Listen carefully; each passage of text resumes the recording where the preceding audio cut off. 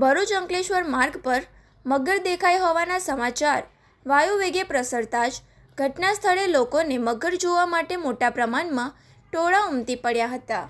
Road કિનારે મોટી સંખ્યામાં ભીડ એકઠી થઈ જતા થોડા સમય માટે ભરૂચ અંકલેશ્વર માર્ગ પર વાહન વ્યવહાર મંથર ગતિએ ચાલ્યો હતો અને અવરજવર પર માંડી અસર પહોંચી હતી.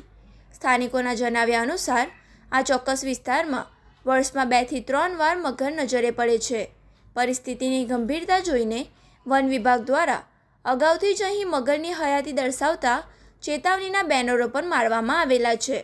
નોંધનીય છે કે ભૂતકાળમાં પણ વન વિભાગ આ સ્થળેથી 3 થી વધુ મગરોને સફળતાપૂર્વક રેસ્ક્યુ કરી ચૂક્યું છે.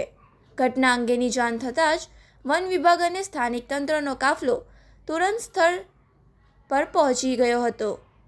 તંત્ર દ્વારા લોકોને સુરક્ષિત અંતર જાળવવા, ભીડ ન કરવા તેમજ મગરને કોઈપણ પ્રકારે છેડછાડ કે પરેશાની ન કરવા માટે ખાસ અપીલ કરવામાં આવી છે. અધિકારીઓ દ્વારા સમગ્ર પરિસ્થિતિ પર સતત નજર રાખવામાં આવી રહી છે અને મગરને સુરક્ષિત રીતે પકડીને તેના કુદરતી નિવાસસ્થાનમાં મુક્ત કરવા માટેનું રેસ્ક્યુ ઓપરેશન હાથ ધરવામાં આવ્યું છે.